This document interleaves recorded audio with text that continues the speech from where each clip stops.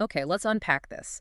You've shared some really interesting sources with us, diving into the UAE's corporate tax landscape, Hmm. and specifically focusing on this concept called place of effective management, or POM. That's right, POA. It's becoming quite central. So this deep dive, it's really all about taking those sources and pulling out the absolute core insights. The stuff you need to know without getting completely lost in the weeds. The shortcut, essentially. Exactly. A shortcut to understanding how the UAE is, well, aligning its tax rules with global standards, what that means for businesses. And crucially, there's this big change coming in 2025 that really shifts things for some. Right. We need to get into that. Yeah. So we'll explore what POM actually is, why it matters, how it's determined in practice. And the implications, Yeah. including, as you said, this surprising new opportunity that's emerged. Okay, so starting with POM itself, looking across the sources, it's clear it's not just some dry tax definition, is it?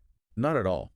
It's really a cornerstone concept the UAE is using to sync up with international norms, like the OECD model, for instance. So for companies incorporated outside the UAE? Yes, for those foreign entities, if there's strategic control, their management is really exercised from within the Emirates.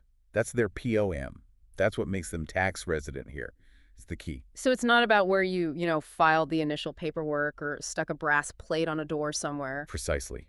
The UAE Corporate Tax Law actually defines it as, let me get the phrasing right, a place where key management and commercial decisions that are necessary for the conduct of the business as a whole are in substance made. In substance made. That phrase jumps out. It does, and it's deliberately broad, very much like the language you see in international tax treaties. It's a clear signal they're focused on, well, substance. And that focus in substance made brings us straight to this idea of substance over form, doesn't it? The sources hit that point hard. Absolutely. Determining POMIN is fundamentally a factual test. It's about where the real strategic decisions, the important commercial ones, are actually happening. Not just where the board minutes say they happen or where the registered office address is. Exactly. The idea of a puppet board, Mm-hmm. one that just rubber stamps decisions made somewhere else. The guidance specifically calls that out. That kind of setup would just be disregarded. They want to know where the true control lies. Okay, got it.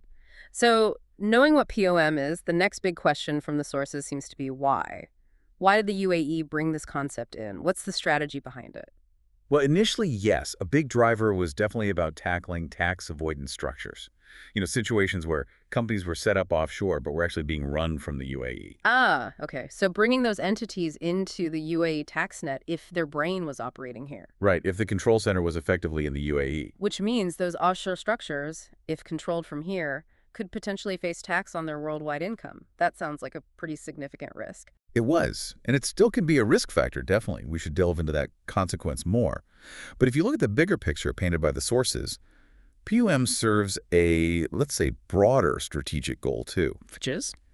It's about aligning the UAE's rules on who is considered resident for tax purposes with internationally accepted principles.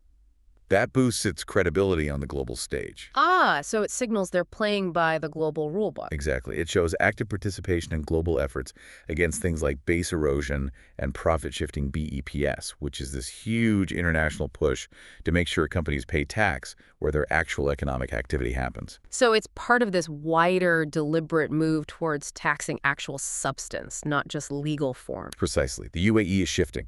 Historically, it was largely tax neutral, but now it's actively engaging with the global tax framework. Introducing a federal corporate tax, concepts like PUM, it's all part of that. They're enforcing substance, pushing businesses to make sure their operations on the ground match where they claim their tax home is. It's quite an evolution. That makes a lot of sense. Now, something else the sources really emphasize, and I think this is vital not to mix up.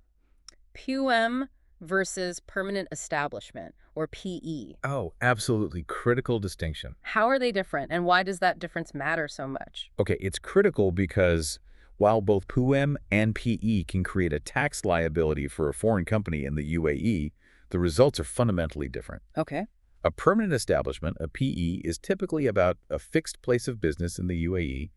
Think an office, a factory, maybe a branch. Yeah. Or it could be a dependent agent who's regularly signing contracts here on behalf of the foreign company. Right, a physical footprint or someone acting with authority here. Yes, and if a foreign entity has a PE, it generally gets taxed only on the income that's directly linked to the business activities carried out through that specific PE. It's limited to the economic activity happening right here. Okay, so PE means taxing the local branch's profits, basically, linked to that specific UAE presence. Exactly. Now contrast that sharply with POEM. If a foreign entity's POEM is found to be in the UAE, that entity is then considered a resident person for UAE corporate tax. And here's the kicker. Its entire worldwide income becomes potentially taxable in the UAE. Worldwide income. Mm. Wow, not just the income from UAE activities. That is a huge difference. It's massive. Let's use a simple example. Imagine a foreign holding company, right?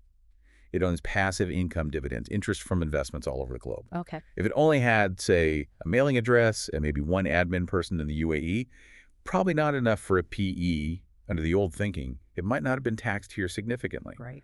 But if its board of directors, the people making all the key investment decisions, regularly meet and make those calls while physically in the UAE, its POEM could very well be here. And in that case? In that case, the UAE could tax all of that dividend and interest income regardless of where the underlying investments are located. Okay. Versus if that same company just had a small admin office here doing local paperwork. That would likely be a PE. And the UAE would only tax the income directly related to that admin work done in the UAE, not the global investment income. Wow. Okay, that hypothetical really drives home the scale of the difference. The tax net is just exponentially wider with POM residency compared to having a PE. Absolutely. So how does the Federal Tax Authority, the FTA, actually figure this out? Where a company's POM is? Is there like a checklist or a process in the guidance? Yes, the FTA has issued guidance, particularly in their Tax Procedures Guide on Tax Resident and Tax Residency Certificate TPGTR1, which your sources mentioned. It lays out a structured two-step process, and it constantly circles back to that substance over form idea. Okay, walk us through those steps. What's step one? First step, identify the person or group of persons who make the key management and commercial decisions. Essentially, figure out who, in substance, has the authority and actually makes the critical calls for the business as a whole. So finding the real brains of the operation, no matter what their job title is. Yeah, that's the idea. And the guide gives three sort of tests or things to consider to help pinpoint these decision makers. First is the board of directors test. This looks at who's formally empowered by the company's documents, like the articles of association. But crucially, it asks whether that formal power is genuinely exercised independently. Are they actually making decisions, or are they just, rubber stamping? Right, that ties straight back to the puppet board idea we talked about. They're looking for real independent thought and action, not just going through the motions. Precisely.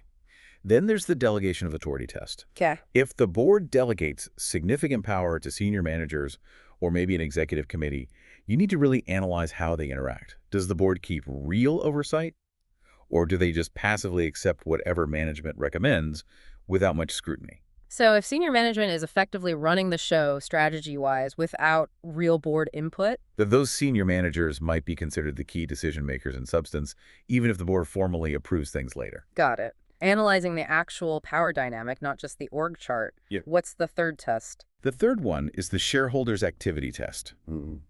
Now, usually, shareholders deal with fundamental stuff, appointing directors, approving huge deals.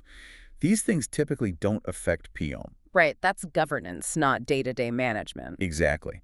However, if a shareholder steps way beyond that normal role and gets directly involved in the operational or strategic management decisions, maybe they're exerting undue influence, effectively telling the board what to do that could indicate they are the ones exercising effective control, and that could influence the POM assessment.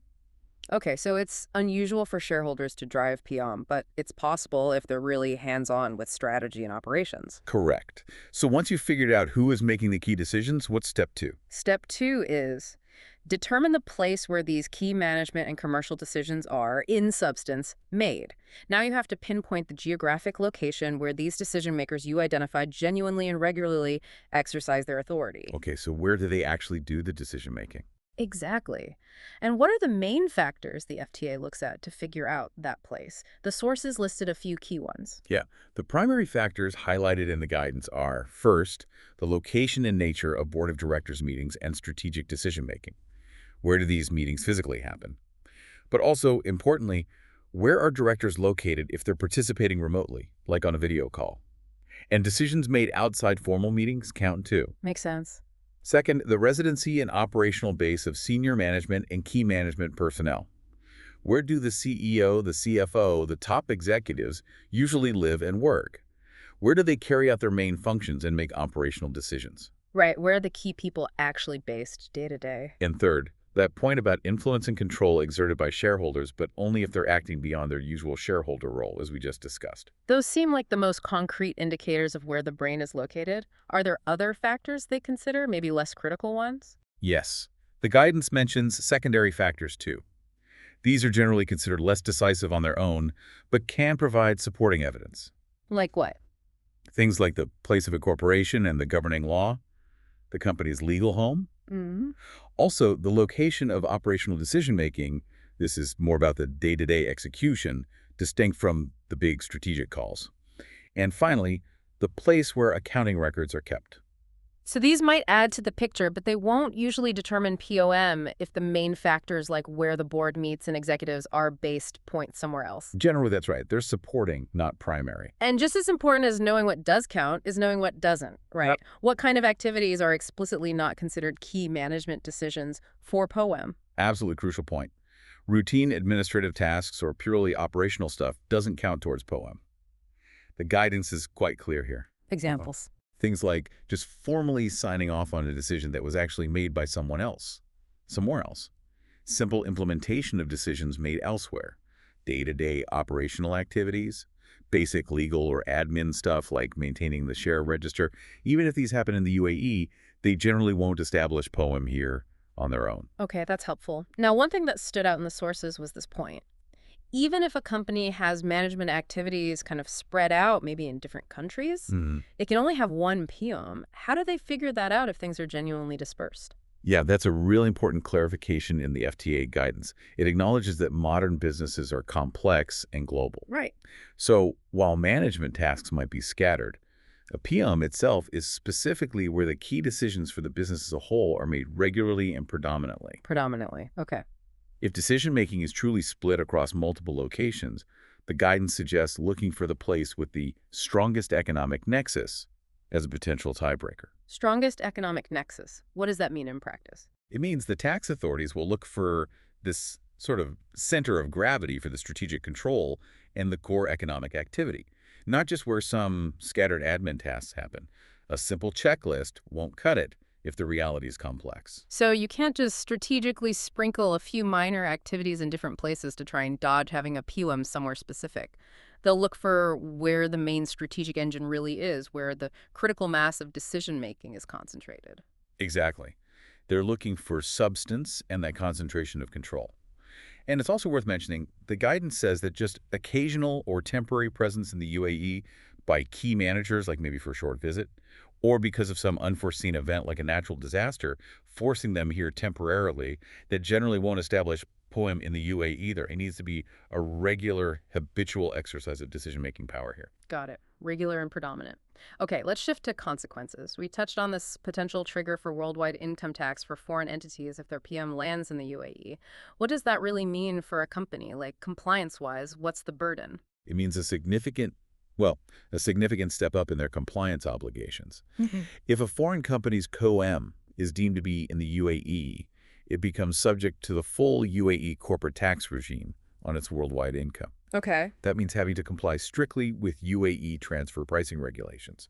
These require documenting how transactions between related parties are priced, making sure they reflect fair market value, and keeping all the supporting documents. Right. TP docs can be complex.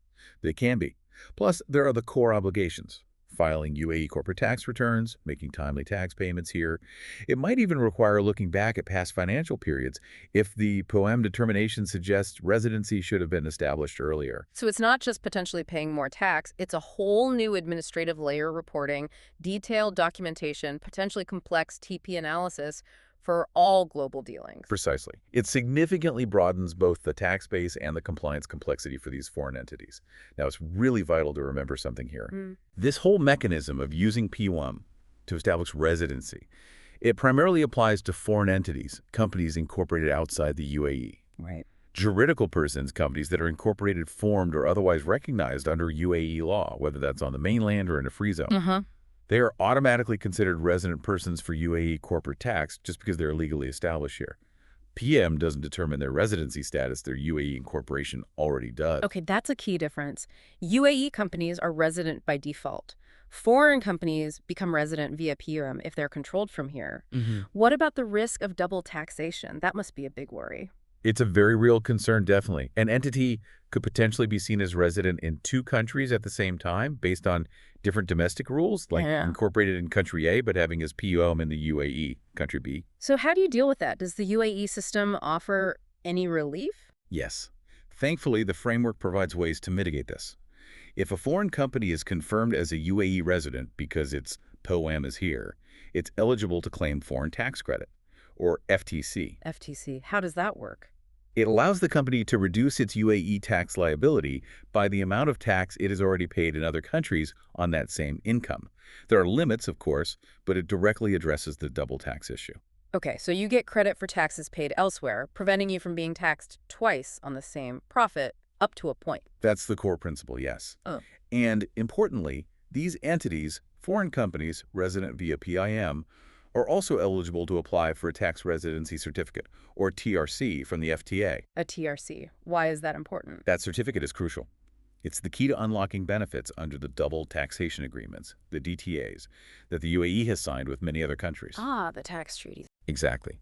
These international treaties often contain specific rules, often called tiebreaker rules, designed precisely to resolve situations where a company might be considered resident in both signatory countries under their domestic laws. The TRC proves your UAE residency status to the other country, allowing you to access those treaty protections. So getting the POM determination right is critical, not just to know if you're taxed here, but also to establish your status properly so you can use tools like FTC and tax treaties to manage the double tax risk effectively. Exactly right. It's about understanding your status to strategically leverage all the available tools, both within the UAE system and through the international treaty network. Okay. Now let's get to what feels like the really big development the sources are highlighting for 2025. This Cabinet Decision Num 55 of 2025, issued back in May. It sounds like a potential game changer related to PUM. What's the scoop? Right, this is where the whole narrative around PM takes a really interesting, powerful new twist. This decision, which is effective even retrospectively from June 1st, 2023. Wow, retrospective too. Yes. It introduces expanded corporate tax exemptions for certain juridical persons companies that are incorporated outside the UAE. Wait, hang on. Foreign entities can get a UAE tax exemption. That sounds completely opposite to what we just discussed about PUM triggering worldwide tax liability. How does that work? They can, but only under very specific conditions laid out in this decision.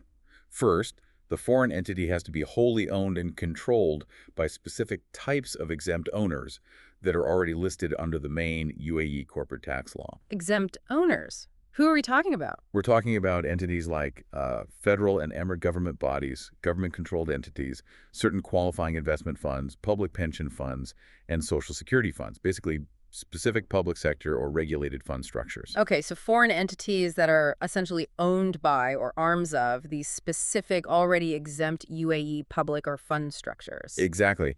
And here's the crucial link back to our PUM discussion.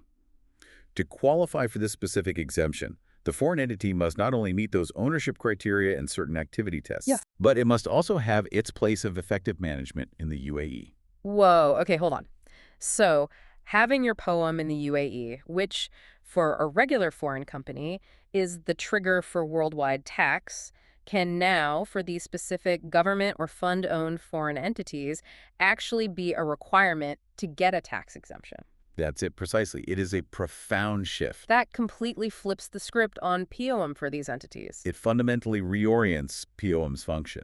For these defined entities, it goes from being solely a potential tax liability trigger to being a potential pathway for significant tax optimization and, frankly, strategic advantage. So the decision essentially levels the playing field. It doesn't matter so much if the entity is incorporated here or abroad, as long as it's owned by an exempt body and its POM is substantively here. That seems to be the core effect, yes, provided the substance is here. And the decision hammers home that substance requirement too, doesn't it? It's not enough just to say your POM is here. The foreign entity also has to show real substance. Absolutely. It has to undertake activities that are aligned with its exempt owner. Or maybe it exclusively holds assets for them, or carries out activities that directly support the owner's operations. So again, substance, substance, substance. Exactly. It underscores that the UAE wants genuine economic activity and real strategic direction located here. This decision actually encourages these specific types of foreign entities to consolidate their key management in the UAE if they want to benefit from the exemption. It further reinforces the UAE's position as a hub demanding real substance. Fascinating. Are there any other sort of recent developments or nuances we should quickly mention to complete the picture for 2025? Well, beyond the major impact of Cabinet Decision 55, that FTA Tax Procedures Guide, TPG-TR1 that we've referenced. The one explaining POM determination. Yes, that guide itself is a key development because it provides that much-needed detailed clarification on the whole POM assessment process and also how to apply for the tax residency certificates, the TRCs. Okay, so more clarity from the FTA. Right.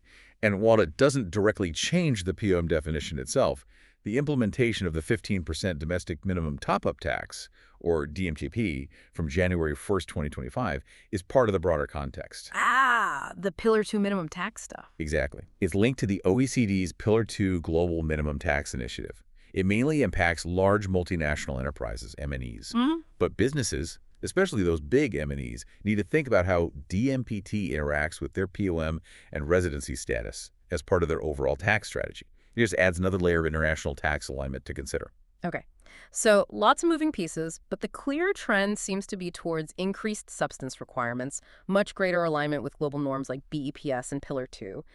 And this really intriguing new twist where POM for certain entities can actually be a route to exemption. That's the clear trajectory the sources paint. Absolutely. Right. The UAE isn't just reacting, it's actively participating in and shaping its response to the global tax evolution. So let's try and wrap this up. What does this all really mean? I mean, this deep dive into the sources, it clearly shows the UAE's tax system is, well, it's evolving fast. Actively evolving, yes. Yeah. Moving decisively towards a substance-based approach, really aligning with international models like the OECD and UN. And we've seen how PM isn't just some technical term in a law book. For foreign entities, it's the actual key that can unlock full UAE tax residency. Triggering that potential tax on worldwide income, which is such a critical difference from the much narrower permanent establishment concept. Right. But then, as we explored, Cabinet Decision Num 55 of 2025 really marks a profound shift, doesn't it? Absolutely profound. For those specific foreign entities wholly owned by certain exempt parties here in the UAE. Government bodies, specific funds. Right. For them, having their PM here and backing it up with real substance-aligned activities, asset holding that can now actually be the pathway to getting a tax exemption. It transforms POM from just being a risk factor into a potential strategic plus, but only for that specific group. Exactly. And it just reinforces again and again the importance of substance over mere legal form, which is the constant theme in the FTA's guidance. So for you listening, wading through all this material, the core messages coming through seem pretty clear. What are the key takeaways? Well, first, you absolutely need to conduct a thorough POAM assessment if you're involved with any foreign entities connected to the UAE. You have to look past the paperwork to where key decisions actually happen in substance. Second. Ensure genuine substance exists wherever you claim your POM is located. Tax authorities are wise to mere puppet boards or just having an admin office. That won't cut it. Okay, third point. Keep meticulous records. Documentation is key to back up your POM determination and, crucially, any claims for exemption under the new rules. Makes sense. What else? If your foreign entity is deemed UAE resident because of its POM, don't panic about double tax agreements. Proactively use the tools, double taxation agreements and foreign tax credits. Manage that risk. Right, and specifically related to the new decision. Especially if your foreign entity is owned by one of those exempt categories. Government bodies, specific funds, you must reassess your structure now in light of Cabinet Decision 55. Proactively establishing POM in the UAE with enough substance could now unlock significant exemptions. And finally, stay informed. This area is changing rapidly. And honestly, given the complexity, getting expert advice tailored to your specific situation is probably a very good idea. absolutely. So this whole picture, it really shows the UAE isn't just, passively adopting global tax rules. It seems like it's actively shaping its framework to attract real business, genuine investment, and demand that substance. That's the clear signal, yes. Substance is paramount. Which brings us to a final thought, really, for you to consider. In this world of increasing global tax transparency, where substance requirements are becoming the norm everywhere, Uh-huh. how actively, how strategically are you managing where the brain of your business resides? Not just where its legal body happens to be incorporated.